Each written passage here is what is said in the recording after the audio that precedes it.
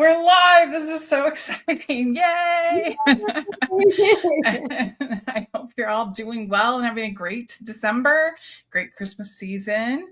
Of course, I have tons and tons of Christmas movies to talk about, so that's going to be super fun.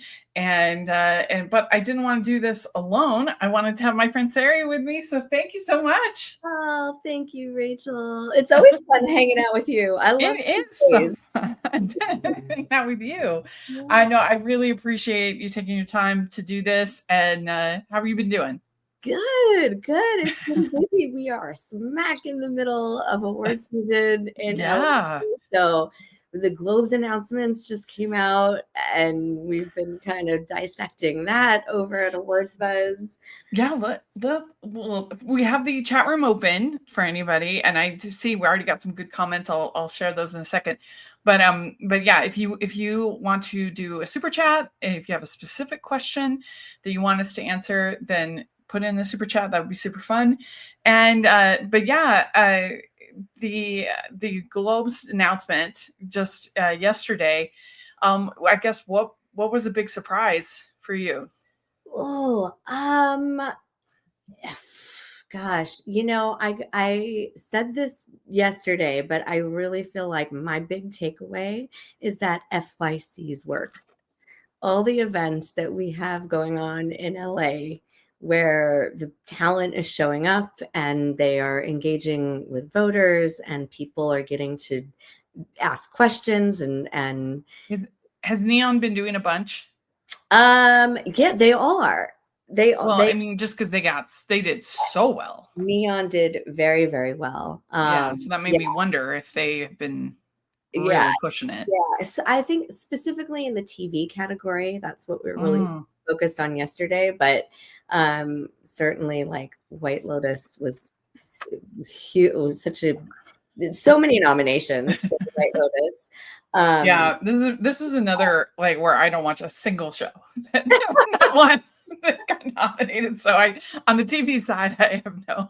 oh gosh, see, and I'm just the opposite. I've been so inundated with TV that I'm I just mean, catching up on all my movies. I think the big surprise is no Wicked, Yes. and the fact that both Linklater films got in for comedy was surprising to me. Blue Moon and for Nouvelle Vague over Absolutely. Wicked. I mean, I know that the response has been mixed to Wicked for Good, but I still thought the Globes Yeah. would pick it Yeah. Same. for musical comedy. Same. I That know. was very surprising to me.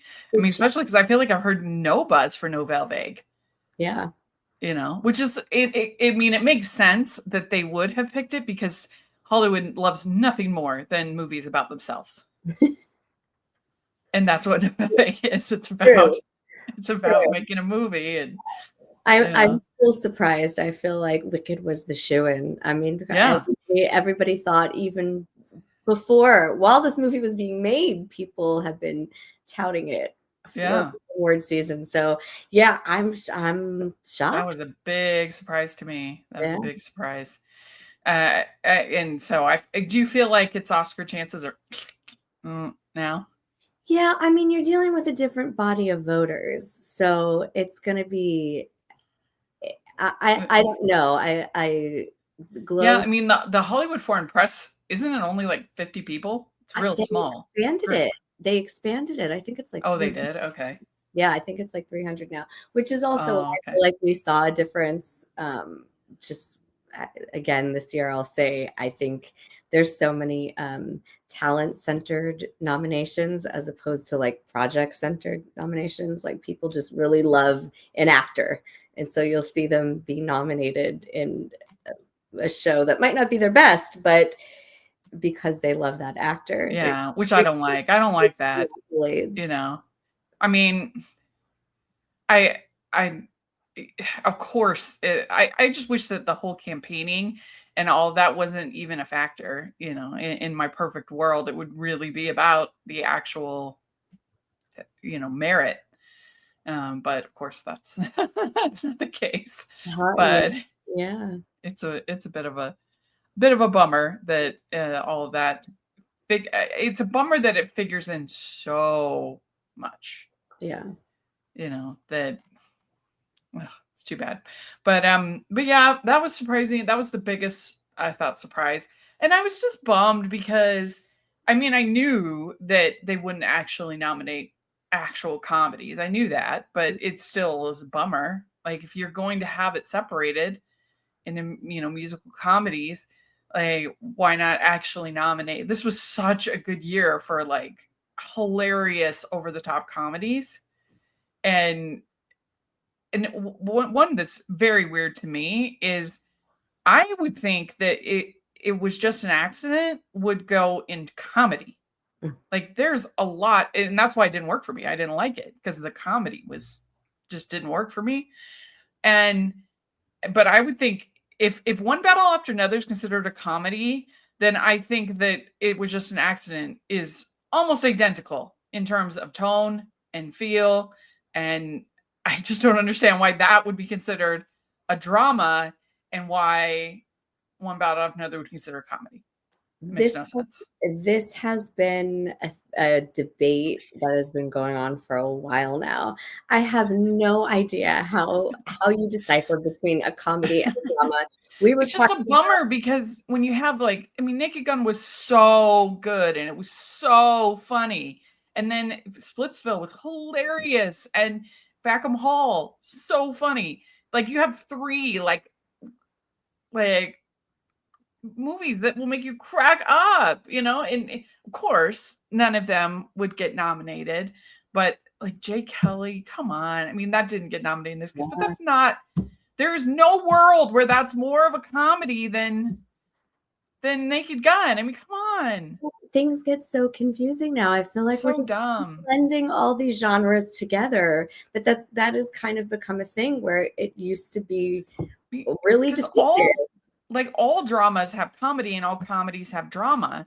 Like, I mean, are you gonna say Romeo and Juliet is a comedy because it's got the it's got the porter and it's got some comic relief and moments, like it's absurd, it's ridiculous. But and I guess particularly this year it hurts because like I said, it was just such a good year for actual stick to your ribs comedies that so it's a bummer, but anyway, yeah, it's like give me a break. But this year, as far as the Oscar contenders, I'm pretty meh on all of them.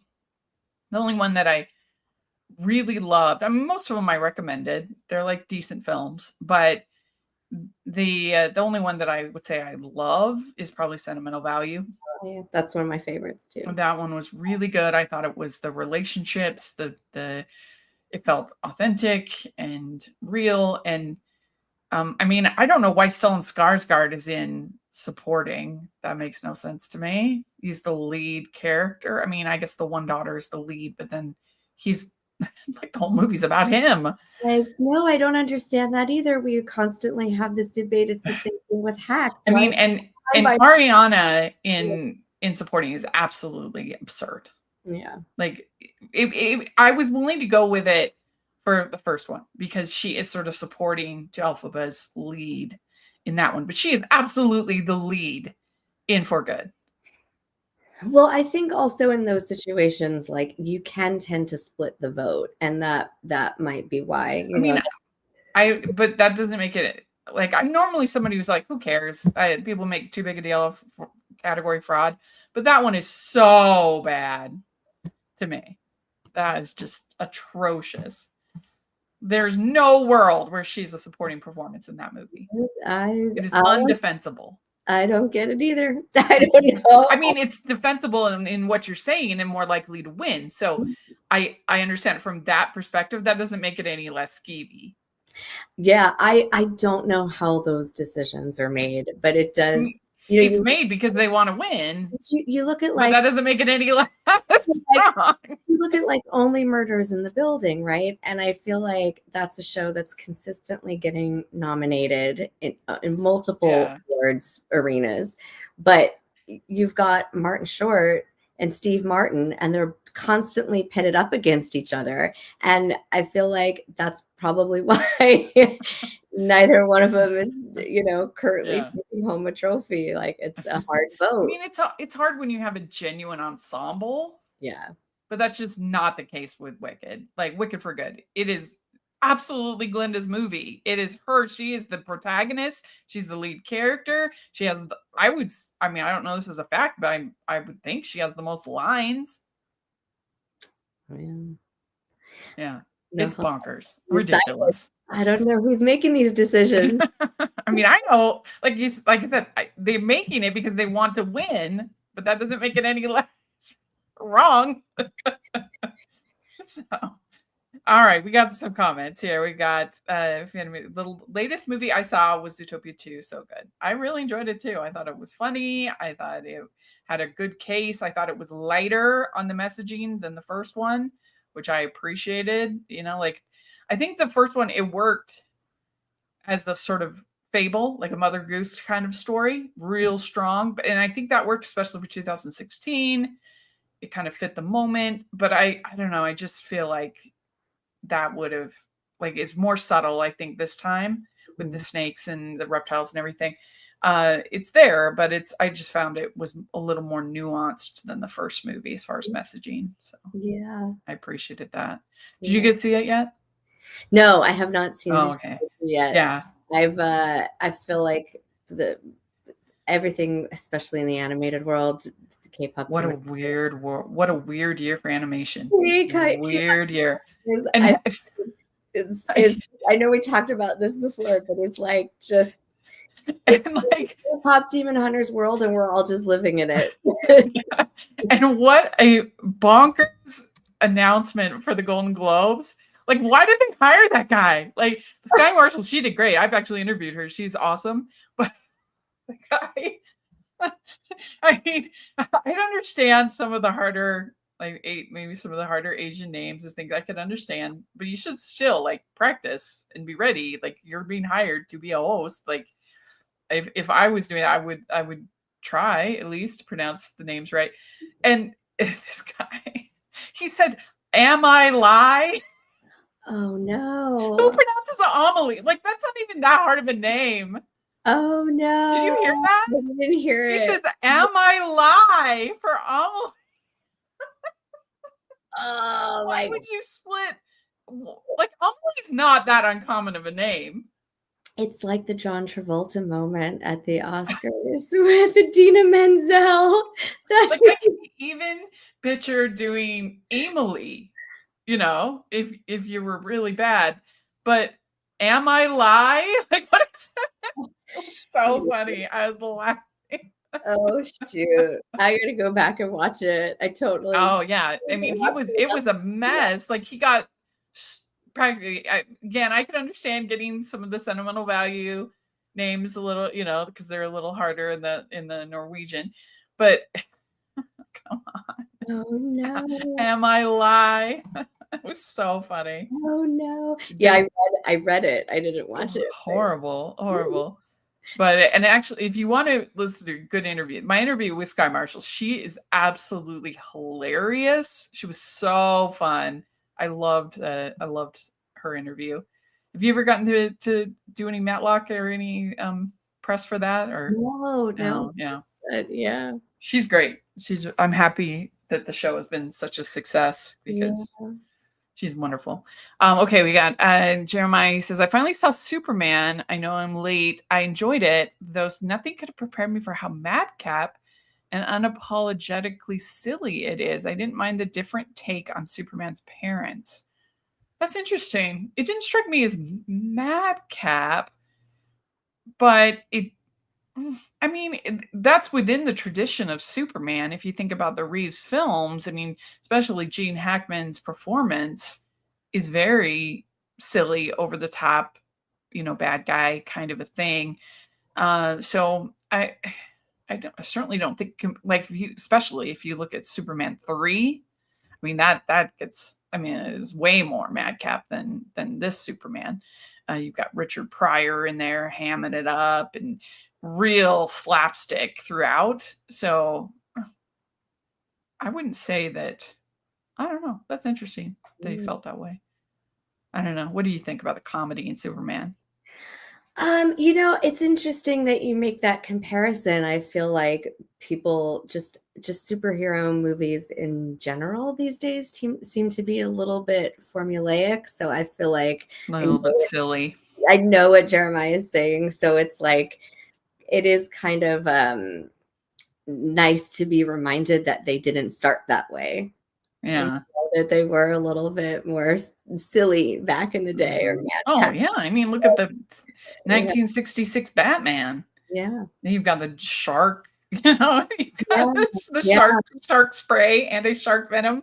And I mean, it's very like bang bang over the top, antics. It's only been, I mean, it's really been because of the Christopher Nolan Batman trilogy, as far as on the DC side, that then everybody was like, oh, we have to be dark and serious all the yeah, time. And so, yeah. of course, Zack Snyder as well. Uh, so let's see. After all, we still see every other iteration of them in film and in comics where they are good. So while this about the mom Pa Kent. So while bothered my Superman enthusiast sister, it didn't bother me. I felt like, am I missing something? I feel like the parents were the same as. I didn't notice anything like stand out. I mean, they were just mom Pa Kent, I thought, but that's interesting. And not a surprise, but speaking of K-pop Demon Hunters, I'm glad that it got, I think, 3 nominations at the Golden Globes. I'll have to So it check. was Best Animation. I think it got I think there's a voice performance one, and which can we talk for a second since you're a fellow Astra Mhm. voter? That voice acting category was ridiculous. Like, why was Shakira nominated? That seriously makes absolutely no sense. She maybe has 4 lines of dialogue in that movie.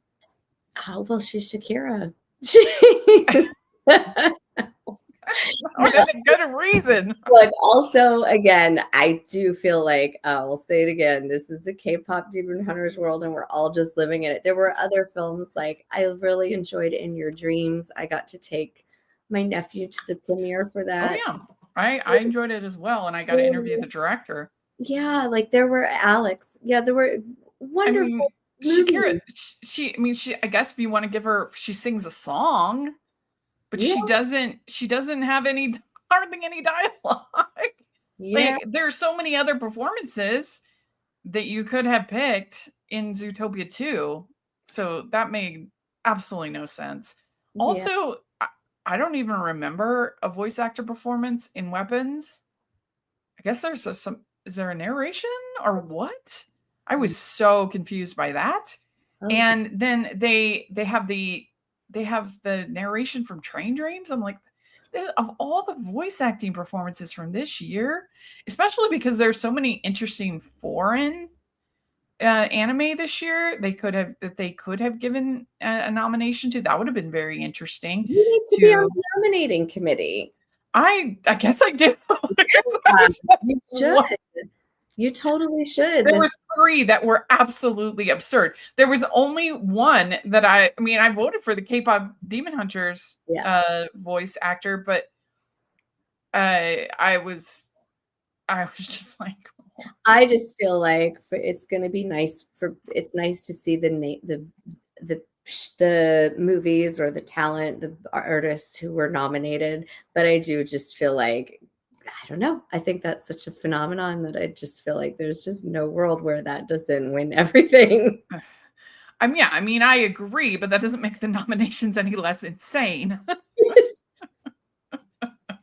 And I also think if you're going to nominate a voice actor for K-pop Demon Hunters, you should nominate the voice actor and the singing actress. It should be a combined character nomination, not a like if you're going to nominate Arden Cho, which they did, and that's the one I voted for because it was the only one that was sensible. Then I would also nominate her voice, her singing. because that's such a big part of that character. It makes no sense. EJ is going to win for the music side of things, and it's real interesting. Also, when you talk about like the initial sweep, like the initial launch, was Mhm. with the voice actors, and then as the movie became such a sensation, the music took on a life of its Yeah. own.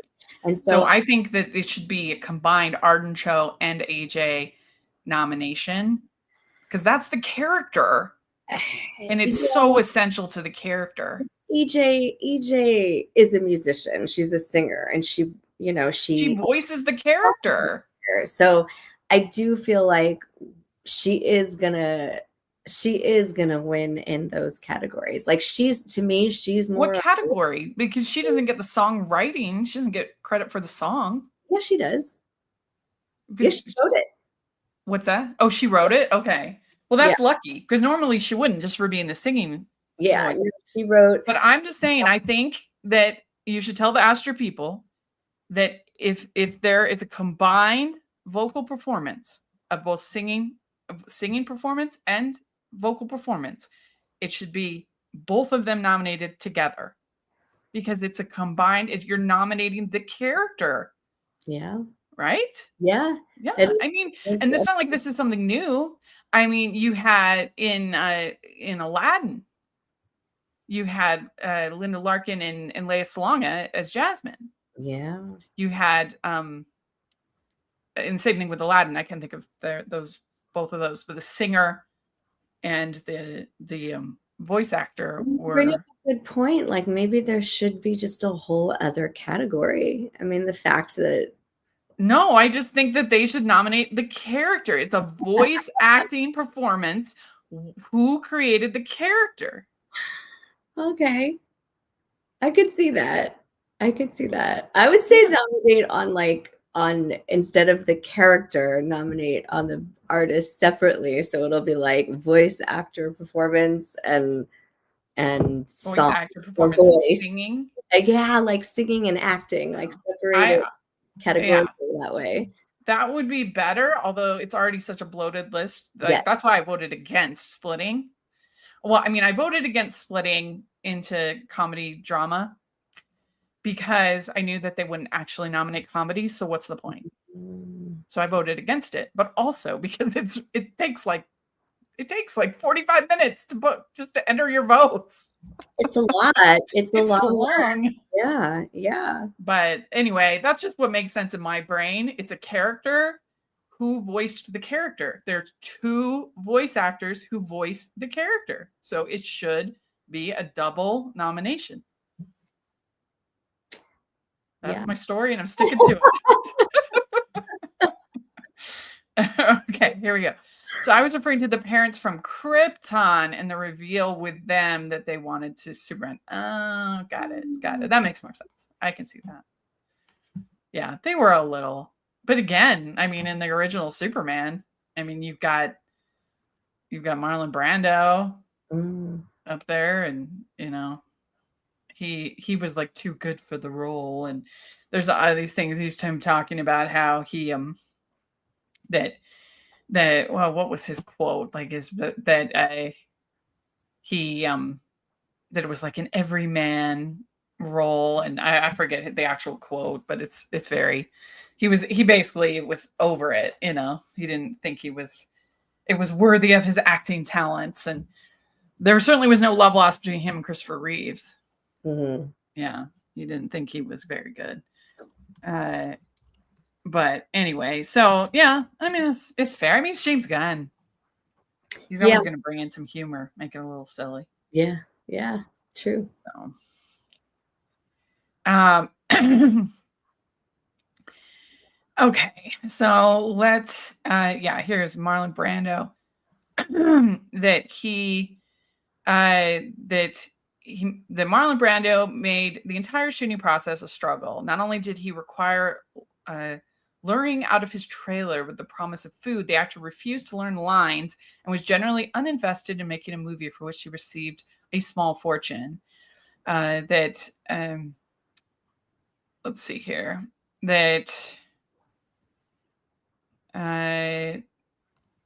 what did he say? By the time he starred alongside, let's see, he'd given up. The truth was, Marlon Brando had given up long before that when he made Superman. Let's see here.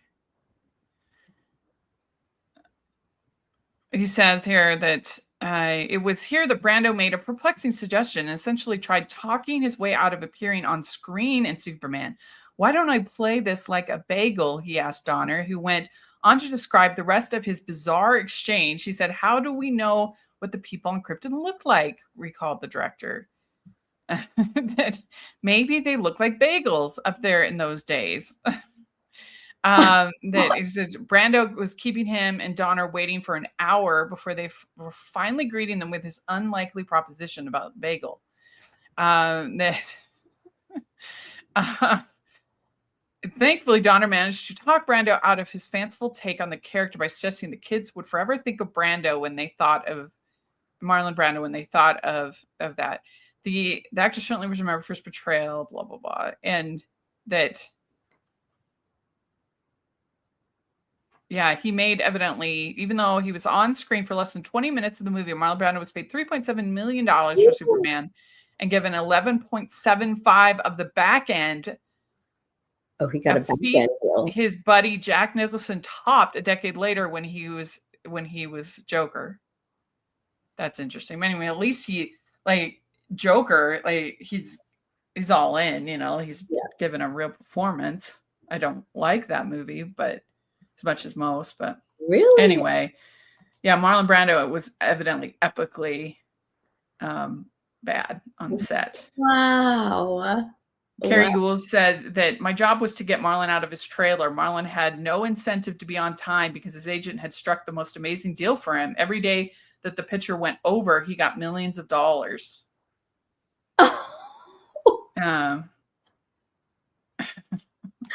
I've never heard this story before. Oh, yeah. I've been sleeping on this. Oh my God, the bagel thing is out. What if they were bagels? Yeah. I mean, it's a terrible Brando impression, but also bagels? What kind Yeah, of and Christopher Reeve, he said that the man didn't care. I'm sorry, he just took the money and ran. That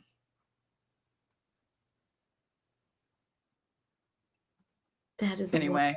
Yeah, a bagel. I'm like, wait, now, yeah, I'm like breaking down what kind of, I mean, are we getting like cinnamon raisin? Are we talking everything bagel? Is it a plain bagel? Like, what? Just that now that thought is ingrained in my head. So now you know about, I mean, I guess it's not surprising. You would expect Marlon Brando to be a diva, but he really was. I have heard those stories about him, historically, just generally being difficult, but I haven't specifically dove into that before. A bagel? Yeah, so there we go. But in general, I mean, I was pretty pleased with the animated nominations. It's just such a weird year. But I'm always happy when anime gets nominated. And Demon Slayer, it was such a big hit, and to get nominated, that makes me happy because usually, unless it's Studio Ghibli, usually anime gets snubbed. Yeah. I mean, I would have loved to have seen Scarlet get in there. I would have loved Chainsaw Man. I think was actually very strong. But I'm just happy whenever any anime, but I absolutely think that's the one that will be left out of the Oscars. I don't think Demon Slayer has much of a chance. Really? Yeah, no. I mean, the Academy, in all the years they've had the animated Oscars, they've only nominated one non-Studio Ghibli anime film. One. Wow. In all the years. They nominated what was it called? It's Mamoru Hosoda. I can't think of the name all of a sudden, but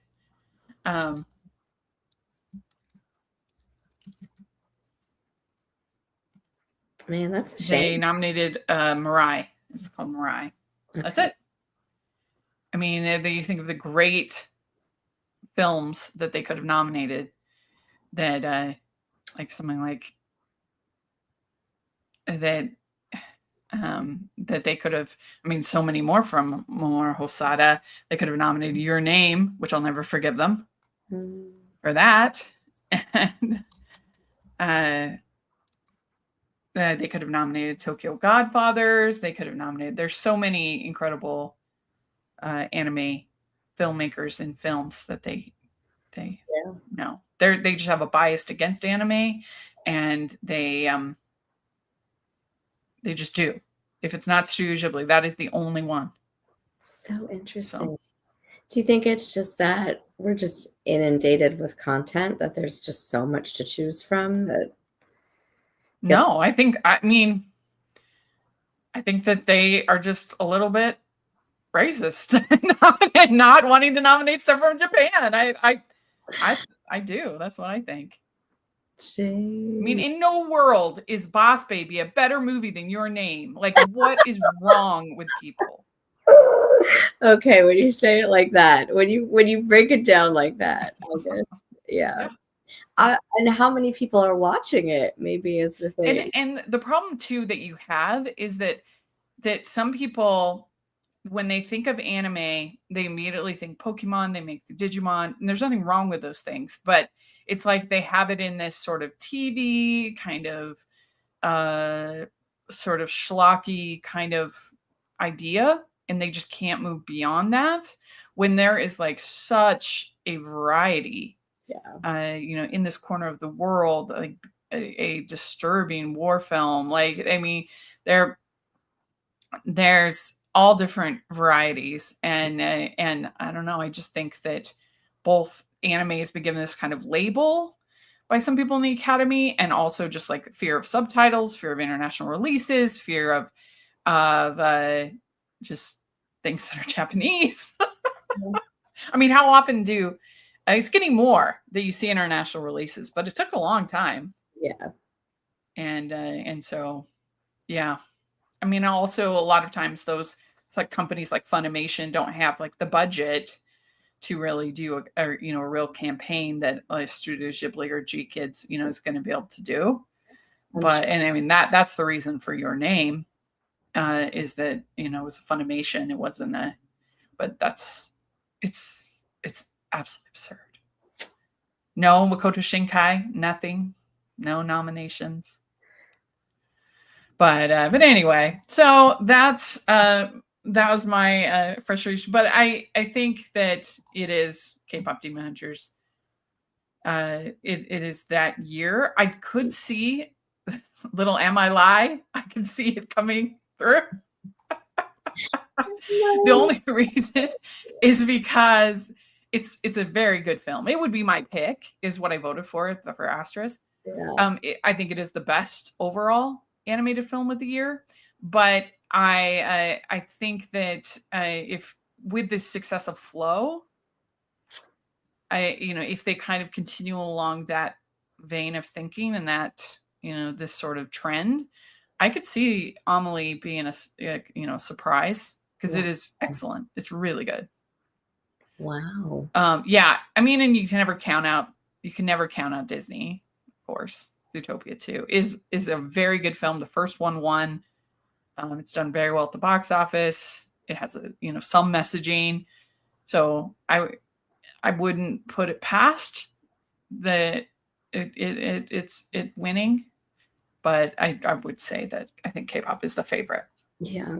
It's so hard because there are some things that just feel so predictable. I mean, there were some categories yesterday where I was like, "Oh, this is so predictable." You knew who was going to get in, and then there were others that were like big surprises. Were just all of a Yeah. sudden, just it didn't quite make sense, and it took a minute to wrap your brain around. Where you're like, "All right, this snuck in." Yeah.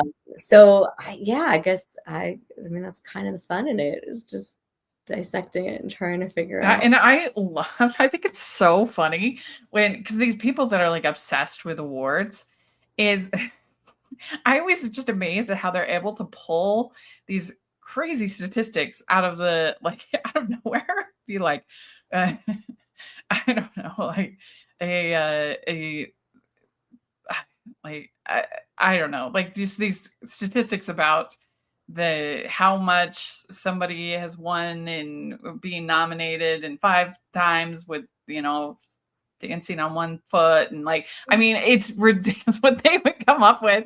And What? they're like, how do you even know that? Like, When you work in entertainment, we're in this strange niche. I remember when I started writing for Screen Rant, and I was uh-huh. so excited because I was finally like, for years, I have been a black hole of useless information of like these ridiculous TV facts. And I can name one actor who had one line in one show.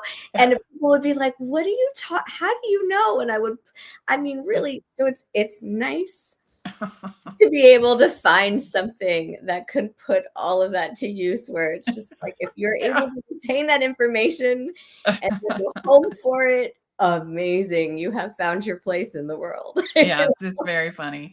Well, let me give a let me give a couple quick little takes, little reviews.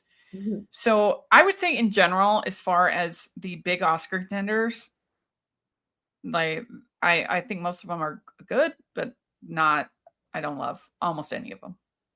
They're I would recommend most of them, but not a huge fan. But, the one I actually, like, didn't like and that I definitely have an unpopular opinion on is, Marty Supreme. I did not like it, and I think I am Mm. gonna try it again, I'm gonna go again because I went in thinking, that it was gonna be more of a crowd pleaser.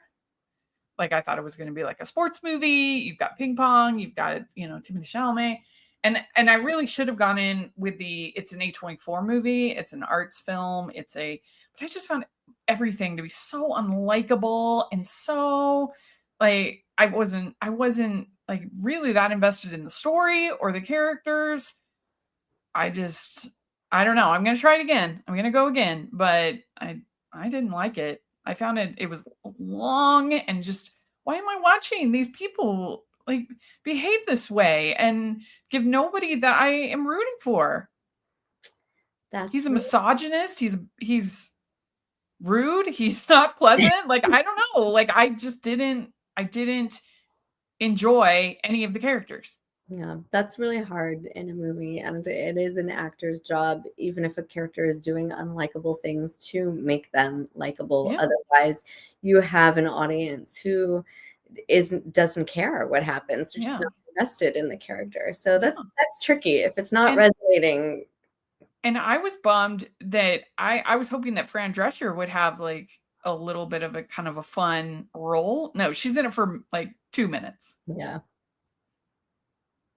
It's so that was disappointing as a huge Fran fan.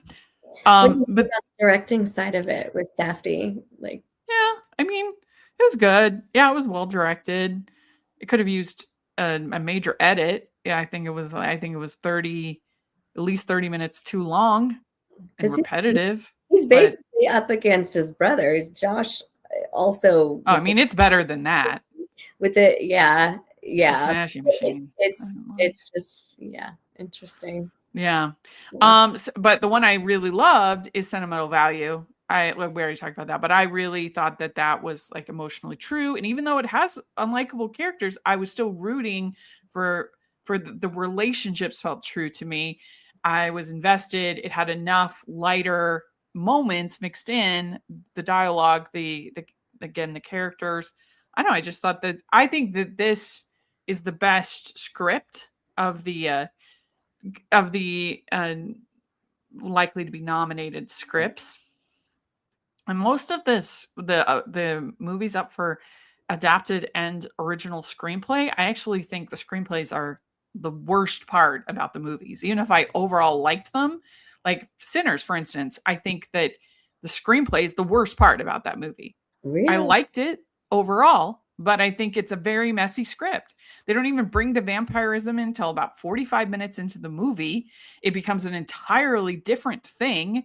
It for most of the movie, it's this battle between the two groups and their music, right? And then Mhm. all of a sudden it becomes like an entirely different movie and it becomes this horror movie and it kind of abandons the music, which is of course what I liked best. And Yeah, I mean, I liked it. I just don't think the script is particularly good. Yeah. Interesting. Well, I mean, that's why we've got the different categories because it really there are things about it that stand alone, you I know. mean, most people disagree with me, but that's just my opinion. Well, that's important. I mean, that's why you're a critic. You Yeah. should give your opinion on the way. That's kind of the point. I Yeah, I always mean, I think one battle after another. Also, the script is pretty messy. I think the tone is all over the place. The characters, each character feels like they're almost in a different movie, yeah, especially Sean Penn's character. Like his performance is totally different than everybody else in the movie. I recommended it. I liked it. yeah. The reason why I liked it is because I think that Leonardo DiCaprio's character and playing this kind of former revolutionary who has become completely changed by being a dad and how that's like turned him into this fuddy-duddy. That was an interesting character. That was Mhm. a good character. Yeah. But it just felt like in a different world than Sean Penn's character. Yeah, I mean, I think that's gonna play out in the voting. I think that's gonna play out. No, I don't think so. I think I almost everybody disagrees with me. well, no, But that's no, I think Leo. I mean, he's been my pick for. well, I mean, I'm talking about screenplay. Oh, I think screen. most people don't agree with me on that, but you know, that's life. uh, so anyway, Cinema Value I really liked. Wake Up Dead Man, didn't like that. No good. Sisu Road to Revenge, that was a great time. Oh, so I haven't seen that. So fun. Yeah, I Yeah. mean, if you can catch it when it's in the theater, just this, probably you have to see it this week, I bet. Man, it's a really fun time. It's incredibly bloody, but it's also only 90 minutes. Oh, what happened to those days when you had, Yeah, gosh, even writing a script like that, it had to be 90 pages, 100 tops. Now it's yeah. like so I was at the Avatar premiere, the Fire and Ash, and I mean, we were 3 hours and 17 minutes. My car Yeah, it's locked in a lot in Hollywood. I locked overnight because the movie was so long. I got out and I was like, the garage is closed. I was at a premiere. What the heck? I mean, really? that is Cameron? so funny. Thanks, James Cameron. The premiere cost me like $300. I had to take a lift home from Well, Orange County.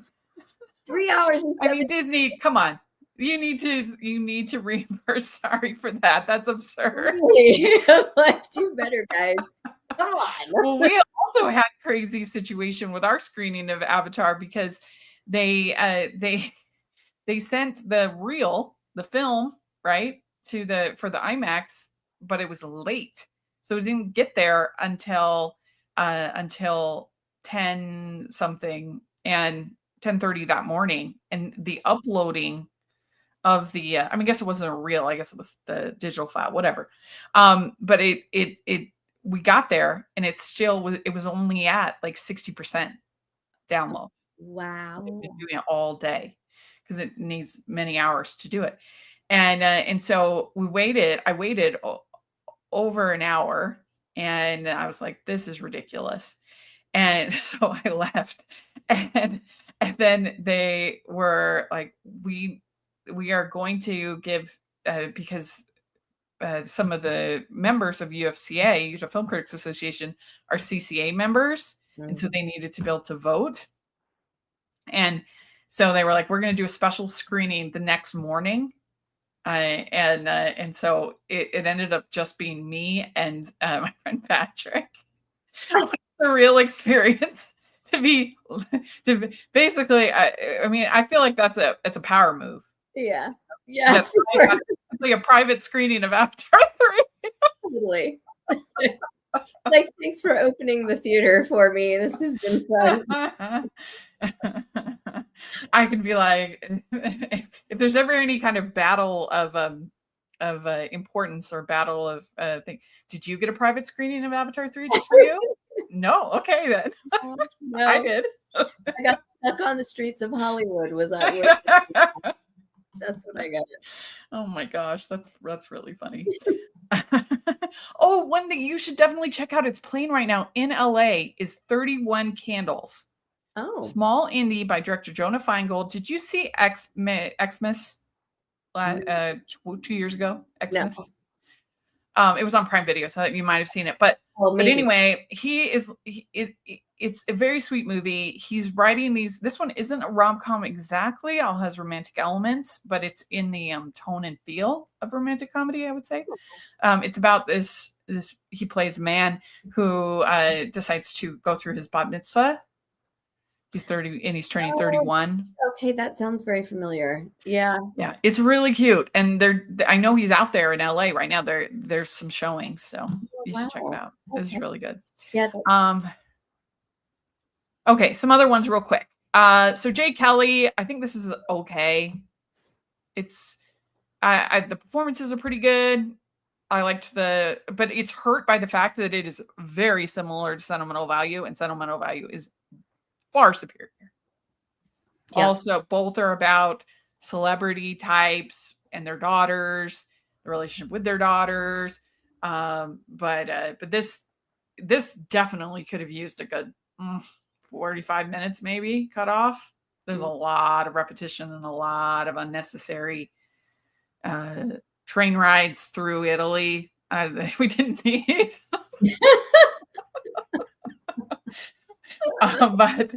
but yeah, I mean, it was just okay in my opinion. Yeah. It's fine, it's watchable, but nothing great.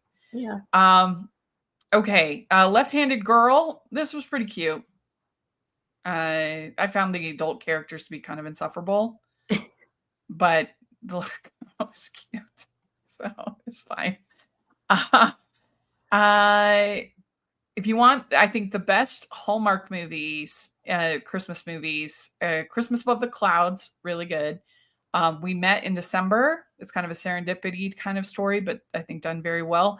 And then also Single on the 25th. Mm. Those are the three I would recommend Did uh, you checking out. see with just non-Hallmark Christmas movies? What is it? Champagne? Is it Champagne? Champagne Problems. Okay. Yeah, I like that. It's very Me basic. too. It's, I you hated it? hated it. Like Oh, I you hated it. I Okay. hate using the word hate because I think it's such a strong, but it felt spoofy to me. I was watching it and I was like, oh my gosh, it feels like a movie that is poking fun at these kinds of movies. Huh.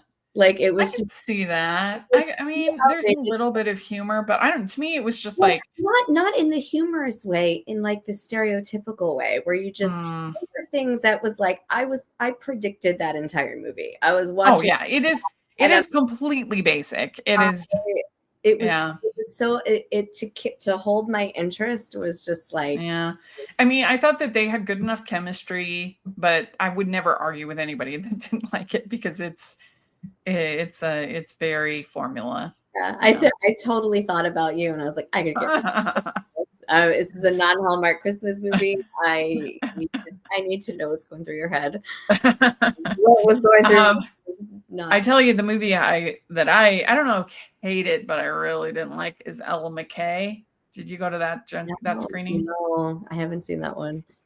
So it's an interesting movie because James L. Brooks, writer director, and you could feel that this might have worked in other eras of his life and career. The elements, things. I said after to the lady, the rep, I said this feels like it was made by an old man because it was made by an old Um, man. Like yeah, the thing about it, especially, is that you're supposed to feel all of this like warm and fuzzy about this Ella McKay. She's only gets to be governor for 3 days, and because of various things. But look at all she accomplished. Isn't that quirky? And I'm sorry, it's just really, really hard in 2025 to have like an endearing, heartfelt narrative about a politician. You certainly have to have better writing than this if you're going to try to pull that off. yeah, it's like James L. Brooks has such a specific style, like you said. I mean, and it's he is an older man. If it feels like it's done by an older man, it's because it is. Yeah. I think you have to be like, probably it sounds like more of a fan of James L. Brooks in particular. I mean, To I'm a fan. I mean, Broadcast News is an all-timer. I Yeah. don't like Terms of Endearment. I don't care for that one, but I would say I'm in general a fan. I was actually quite excited to go see it, but it was a chore. Wow. It felt so long and so trite and so, I mean, I don't know. I just think making her a politician was a huge mistake for 2025. I don't think you can do it. Make a I pop really don't. likable. It does exist. It just is not the narrative. You certainly have to write better than that to do it. So we have Single on the 25th, such a standout this season. What a great Joao Botkin script. It really is. It's an excellent film. It's about so these two neighbors in the city, not not city girl country. Okay. This is in the city. They're both single and alone for Christmas, and so they decide to kind of help each other be alone together, sort of thing, and these things that they can do alone. And so it was fresh, it was unique, it was different, and yeah, I liked it a lot. So yeah, just check It's it in my out. queue. It's in my queue. Yeah. Yeah, I'm you'll like it. I'm yeah. So yeah, Avatar, Fire and Ash. So I think the second one is by far the best of the Really? three. Yes, because the reason why is because the second one, I think the family story I just connected with, and their experience together, as opposed to their first one, which is the romance, which is a little bit more tried, I think, than like the family in the second one. The problem I have with the third one is that it doesn't, like, to me, there was a distinct difference between the first and the second, because the second was about the family and the first was just about the love story. So the third one, it makes no significant difference from the second one. It's also just about the family. So it just feels like a continuation of the second movie. There's nothing sort of new that it's adding. And because it's so long, it just kind of started to lose me. It didn't feel special. And like now I'm more used to the visuals. So I didn't hate it. It wasn't awful, but I just feel like the second one was more special than this one. Well, look, it's so interesting to hear that take, because I thought the second one that was my least favorite. And Uh-huh. not because of the family story. It wasn't the storyline that got me. It was just the overproduction of it all. It was really, really long. I think Well, this they're all really that well, I mean, but that's interesting because I also felt like the second one had more gravitas to it. Like it felt more operatic and more like, and so I liked that, but I could see how somebody else like you could say, "Oh, well, that one was overproduced. it was It was too overproduced. much." But to me, I liked, for something that's this big in every way, I liked that bigness. I liked that. There were parts of it that took me out where I was like laughing out loud, and not because it was funny, but because it was just overdone. And There's I too and much. the third, it was just, I mean, I know they were shot in the same at the same time, so, or close, whatever it was. They did 2 and 3. So it felt like more of the same. It felt like, oh, I was watching the same story as I was in 2. I didn't like the characters. I didn't like the people that we loved at the beginning. I thought they were doing really they were questionable morally. They were doing things that I was like, I don't even care what happens to them now. Like, I don't know why they're making these decisions. It really bothered me. Yeah. It all worked out in the end, but it's still the ride that it took me on. I was like, this is just like 2 for me. And I it's guess just, the third one to me was more boring because it didn't introduce any new characters. It didn't have anything that was a new or fresh dynamic. And it it didn't feel like big or special. The gravitas wasn't there. So it just made it feel more of a slog. See, my order would go 1, then 3, then 2. I would put that in that order because I actually liked the ending of 3. I liked where Mhm. they left I it can off see with that. Fire and Ash. Like, there were parts of it that made me a little bit emotional where I felt connected to it. I do like the idea that it was about family. That resonates with me. But I just, yeah, I was not, I mean, I blocked it out to the point where I had somebody remind me that I saw it in the theater. Where we were talking It about was it, only last week. no, no, no, the second one where I was Oh, the like, second one. Oh, okay. I Yeah. went, no, I don't. And my friend was like, no, I was with you. We were at the screening. We saw it in the theater. And he's like, remember, we were laughing during it, and they had to come over and be like, oh, keep it. I was like, oh, that's right. I had blocked. I mean, I really didn't like that. I had a very similar reaction to, remember the movie Cloud Atlas, Oh, yeah. which was, look, the everything you needed to know about Cloud Atlas was in the trailer. They had some really just beautiful lines that were powerful and that resonated and that were just so profound that they stuck with you. And it was all in the trailer. The rest of this movie, I mean, and for the time, it was very, very long. The rest of this movie, I'm like, what are we doing here? What are we doing? I got everything I needed from the trailer. I don't need to Yeah. spend 3 hours of my life doing this. Yeah. Oh, Um, I mean, I yeah. I don't mean to be so hard on Fire Oh, and Ash, but or the Avatar trilogy as a whole, but because it's fine for what it is, but yeah, it's and only to see it in the theater. I mean, I would say definitely it is something that waiting to watch it at home is just, it's not going to have the yeah, same. I mean, you gotta see it in the theater. What's the point? I Yeah. mean, it's such a spectacle that yeah. So we did have a comment, and I want to address it. So you've gotten better at this, Rachel, but at least to me, you seem to interrupt Sari quite a bit. I Oh, mean, as I write this, you already talked over her, so I apologize. I didn't even realize that. Sorry. Oh, no, dear. No, and I'm always open to feedback. I'm far from perfect. I think just because you and I are such good friends that, when you're talking with your friend, sometimes it can be, as opposed to if I'm just interviewing a celebrity or something, like it's a little bit more casual. So I Yeah. apologize. Oh my gosh, no, I didn't even notice anything. I feel like we're just having a conversation. But I appreciate I sincerely Oh, appreciate the feedback. I can always improve. So Five Nights at Freddy's 2, I had not seen the first one. So I watched the first one that day, and then I watched the second one. They were both boring. They were both like, I just thought that both of them should have been way more fun.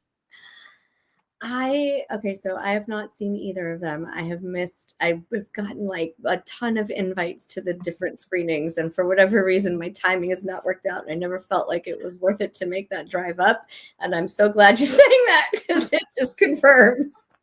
I'm glad. Yeah, I mean, you think with the evil animatronics, you could do like lots of cool, fun stuff, and it just made me wish that somebody with like a little bit more artistry, a little bit more wacky had been like an Edgar Wright or a Tim Burton or James Wan, somebody that had like a little bit more to them had been at the helm of both of these, because I think there was potential to make it really memorable, and these were at best kind of just okay gateway horror movies, Mm. and I'm they could have been something memorable. I'm not a big horror fan, but I'm intrigued enough now to just I've this is one that I've been interested in watching. I mean, it's So, PG-13, so like almost all the deaths are off screen. So okay. yeah. So a couple others real quick. I'll go through. My Secret Santa. This is on Netflix. It's pretty fun. They did an incredible job with the makeup. She looks so good. As far as it's about a woman that's pretending to be Santa, Oh, I and have so when they do like when they Mrs. Doubtfire reverse her, they interesting. did a very good job, and so it's fun. Oh, what fun! Did you see this? with Michelle Pfeiffer? No. I thought maybe you might have covered a junket or something for it. It's got like an incredible cast, and I do like the like shout out to motherhood and moms getting ignored during the holidays for all their work. And I liked it, and she's good. I'm right on the edge on it. There were things I liked about it, but it was just I really didn't like the conflict and all the fighting, and that's like for me, that kind of contentious, like dysfunctional family Christmas movie is a hard sell for me. It's just not what I look for in a holiday film, and there's lots of them. I mean, I'm not a fan of the Family Stone. Do you like Family Stone?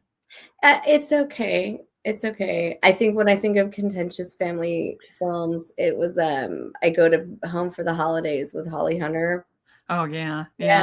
like that's kind And of that. The Yeah. Happiest Season, like that kind of thing. It's not my favorite. Yeah. But if you are a big fan of the Family Stone, then you might like this. Okay. You That know, if seems like people the listening. kind of Michelle Pfeiffer would be in. That seems Yeah, like it's Michael Showalter's the director writer, and so I yeah. think that's why he was able to get a pretty stacked cast. And it's just one of those movies that I know will be for some people. Some Mhm. people will really feel seen by it, especially moms. And I didn't hate it, but I just found it kind of unpleasant, which is not what you want for a Christmas movie Mhm. for me. But Fackham Hall is hilarious. I highly recommend, especially Downton Abbey fans should check out Fackham Hall. It's really funny.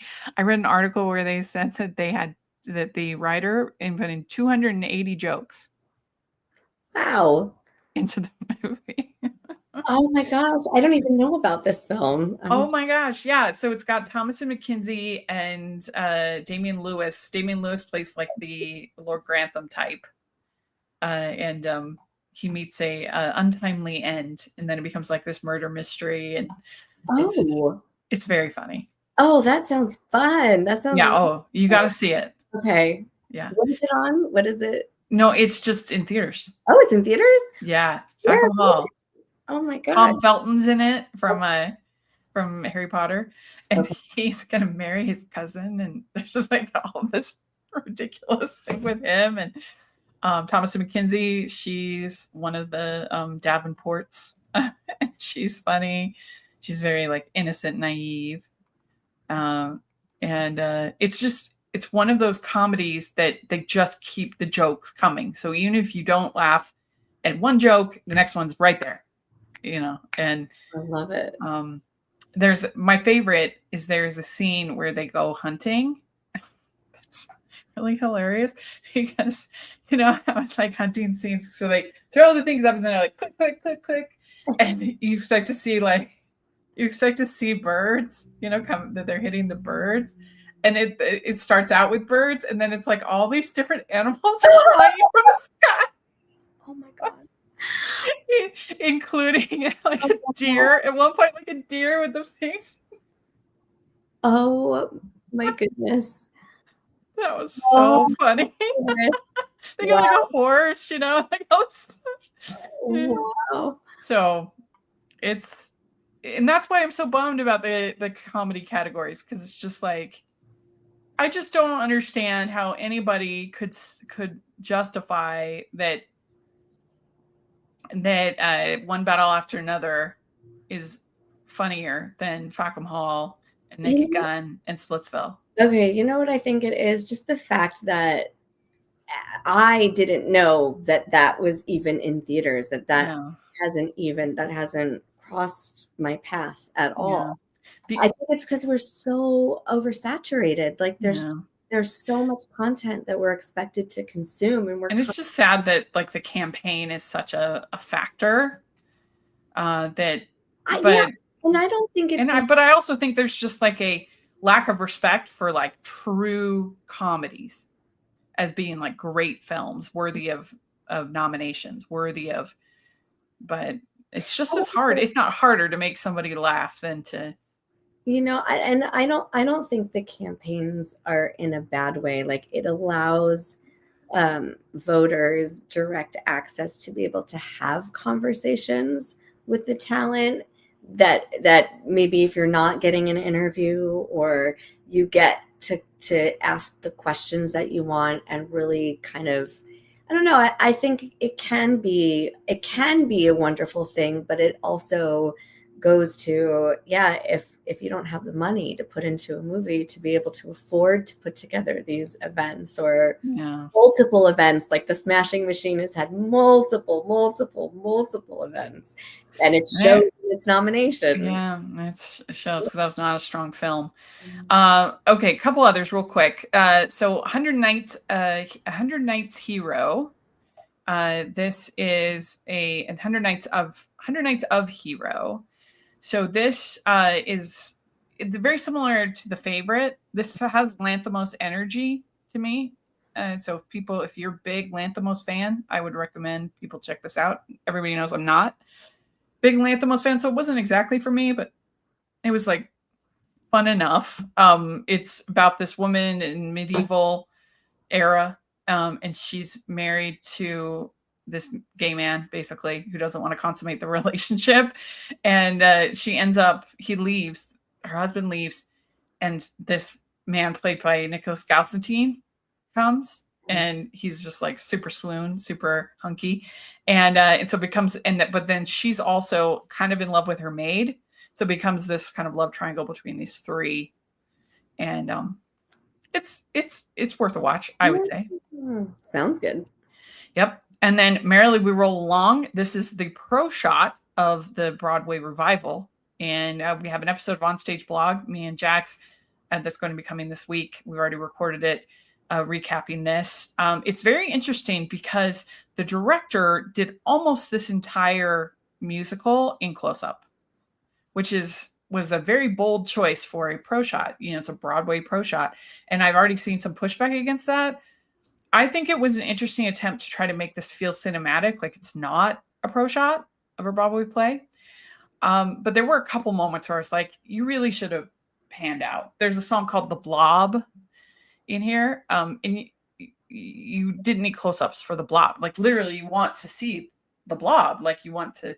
So there were moments when I thought it was a little overkill, but it was interesting to at least have a director of a Broadway pro shot try to make it cinematic. I thought was interesting. Yeah. So people should check it out because it's a great musical.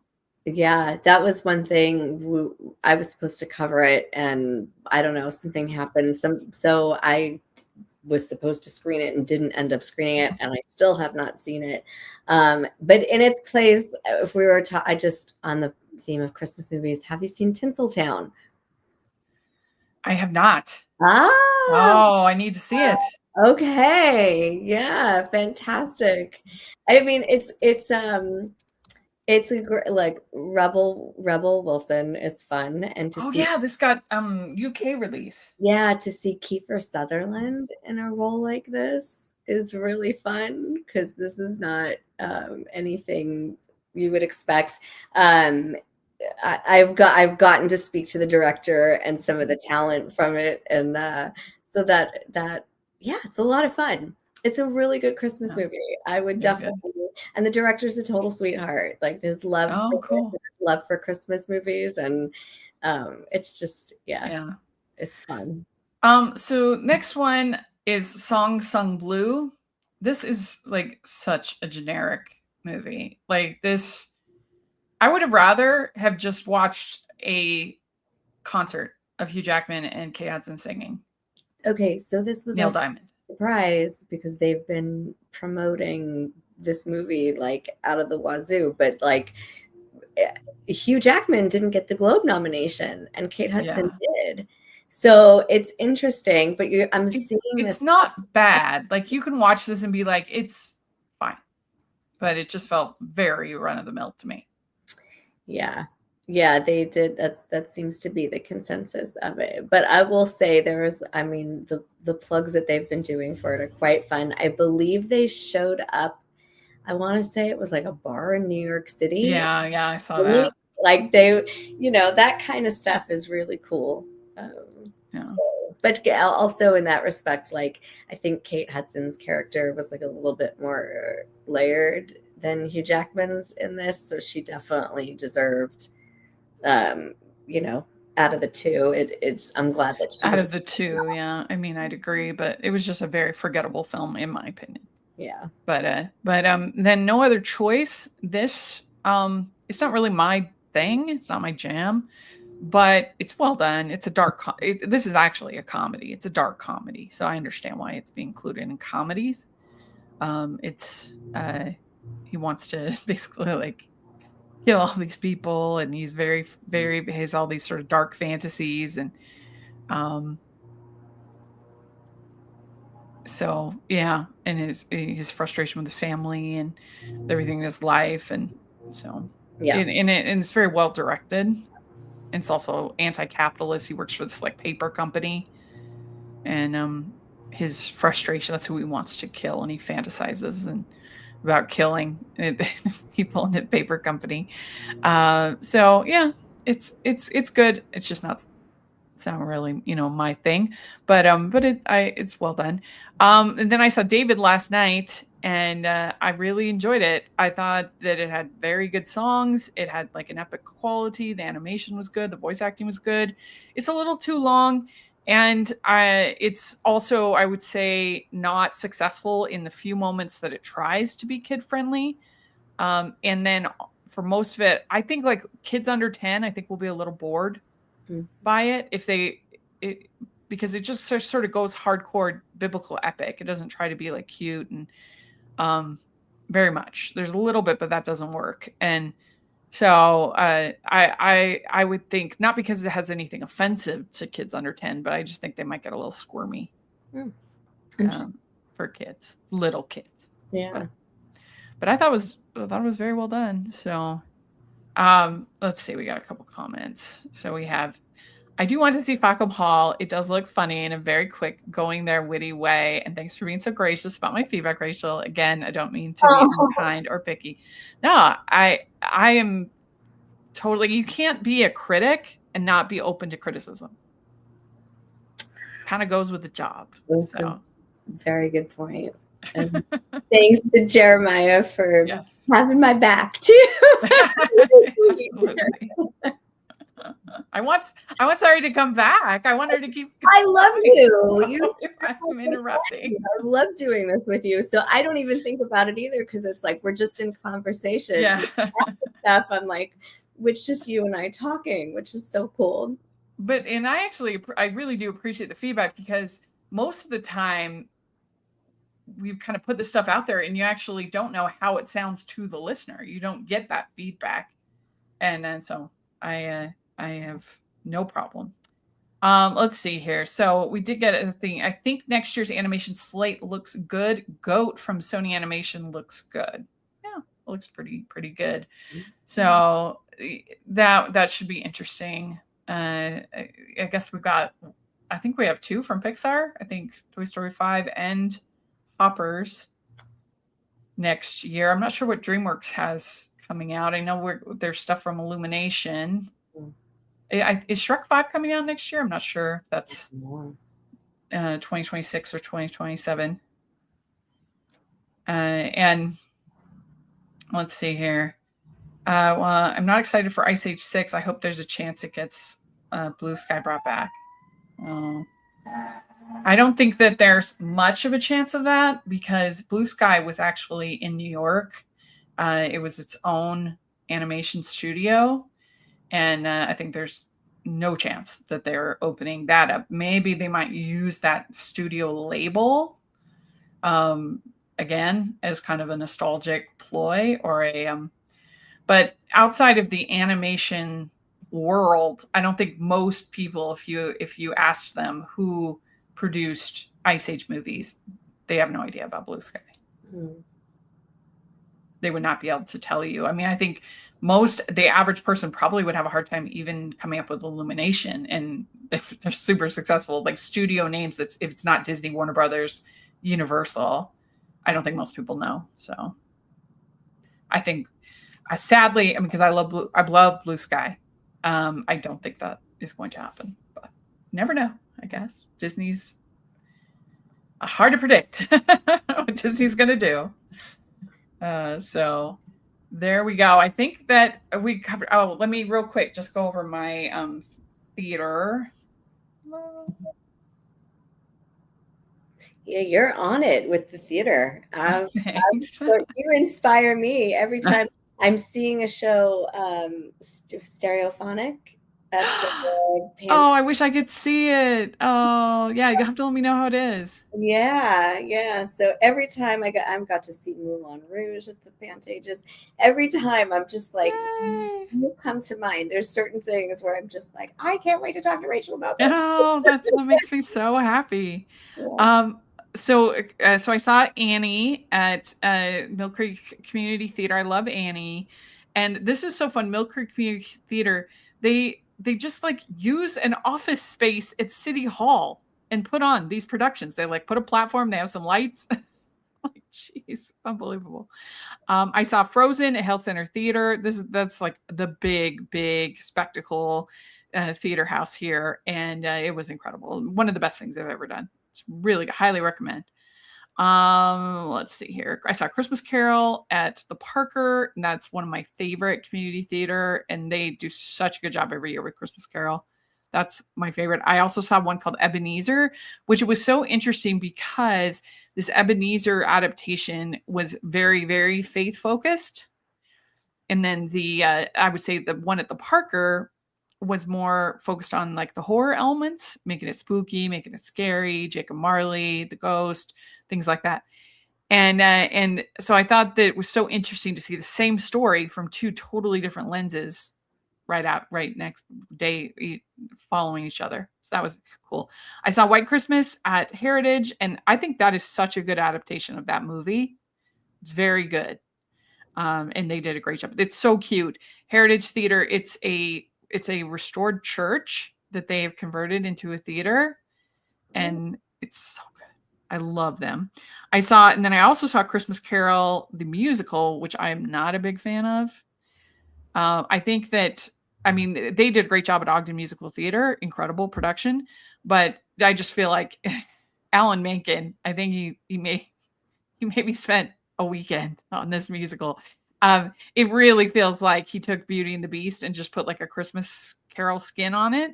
There's a song to open it up with Scrooge walking through the streets of London and everybody accommodating, just like in Beauty and the Beast. There's a song about home, just like in Beauty and the Beast. There's a song that's wild to open up the second act where there's like this bizarre fantasy sequence called Charity and Abundance and Charity, and it's like totally Be Our Guest in the middle of your Christmas Carol. Is bizarre. It's not good, but they did a good job with it, in my opinion. Okay, so then I saw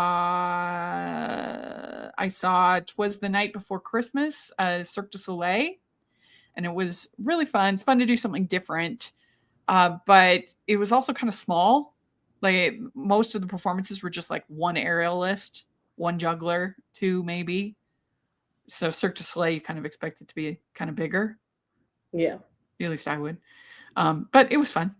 Noises Off, Pioneer Theater Company, absolutely hilarious. I love Noises Off. If you ever get a chance to see it, it is so funny. I love it. And they did a great job with it.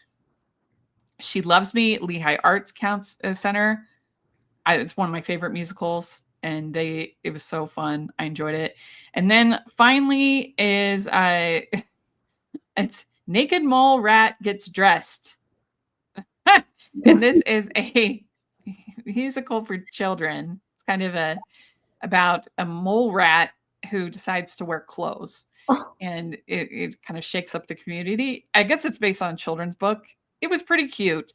The only thing that I would say, this is Salt Lake Acting Company. The only thing I would say about it is that they needed to have way more interaction. If they want to appeal to kids, little kids, which this is supposed to be for like little kids, then I think they need to like allow them to yell out, things and talk and participate. And I don't know. I just think that kids really need that kind of involvement for theater to work for little kids. So there we go. That's everything that I have seen since the last update on the stage. Uh, and this week, not tonight. Tonight, uh, I am going to a show, but it actually be on Friday. I see my 200th show this year. Ooh, congratulations. Which is pretty crazy. Yeah. And I've seen 156 movies in the theater. Wow. So that means in a movie theater / live theater, I have seen 356 productions, movies / live theater this year. Wow. Wow. Wow. So no days off, basically. Basically, yeah. I mean, granted, some of those movies were at festivals because I went to 3 festivals, and I would see 4 or 5 movies a day at a festival. So that definitely adds a lot between Sundance, South by Southwest, and TIFF was the festivals this year, and I'm excited because I did get full press into Sundance the last year they're doing it, so I'm really excited about that. And then I also got into South by Southwest. And it was funny because they sent me a notice saying that I didn't get in and I would have to pay for it. And I was like, I can't afford that. And I was surprised. I was like, really? I'm very surprised because I think, that I get pretty good coverage, and I just started, with the movie show and everything, and or subbing for the movie show. And then all of a sudden, randomly, I got another email saying, "Congrats, you're in." Nice. Which was funny. Yeah. I'm like, I'm going to sign up right now just in case that was a mistake. They can't take it back. No, they can't take it back. Done.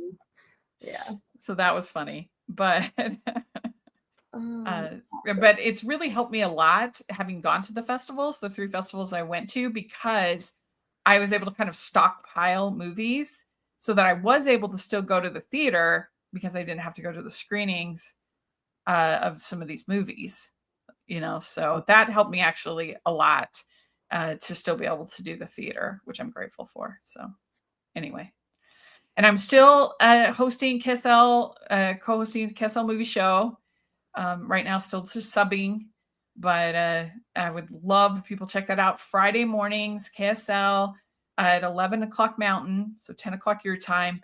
And I think it's a very entertaining program. And then they have it as podcast version that you can listen to if you look up KSL movie show.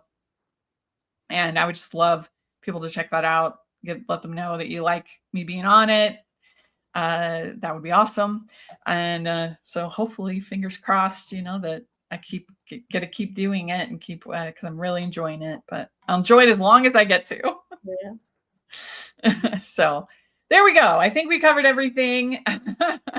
And thank you so much. I really appreciate it. And you doing this and just your friendship in general, I really value so much. Thank you so much. Thank you for having me on. Thank you. I love that we get to do this. I love that we get to hang out, talk about the things that we love, and just people get to share in, and this is what it's all about. So I love you so much, and come to California. I know. I need to. I need to. Yeah, the Astros in January. Let's shoot for that if we can. Yeah. We'll talk about it. If anybody wants to sign up for the Patreon, then that can help me to be able to go. So check that out. And how can people follow you and watch what you do and everything? Yeah, you can just find me on Instagram at The Savvy Scribbler. I'm usually posting stories and links, and a lot of my interviews are going to be up on Awards Buzz, and I'm on TikTok under Sari Tales. So that's where I post some fun behind the scenes stuff. But yeah, I've gotta tag you on TikTok. I forget that you're on TikTok. Yeah. Gotta tag you on there. But you can find me at Rachel's Reviews all over social media, iTunes, YouTube, and on Rotten Tomatoes, and at KSL Movie Show right now. And make sure you're following Hallmarkies podcast. Got lots of fun stuff going on there. Almost every day posting right now at Hallmarkies because it's just a busy time. So make sure to check that out. And like I said, the Patreon, that's the biggest way you can support everything doing. And you get to be part of cool fan experiences, watch along to Q&As, see how movies are made. Very fun. And also we have the episodes ad free right now for both Rachel's reviews and for Hallmarkies if you sign up for the Patreon. So check that out. That's a new feature. And we have the merch store. We have all kinds of fun designs, and you have until the 15th to put in your order to get by Christmas. So definitely check that out. And yeah, that's everything. And like this live stream and subscribe to the channel. We appreciate that. And we'll talk to y'all later. Bye. Bye.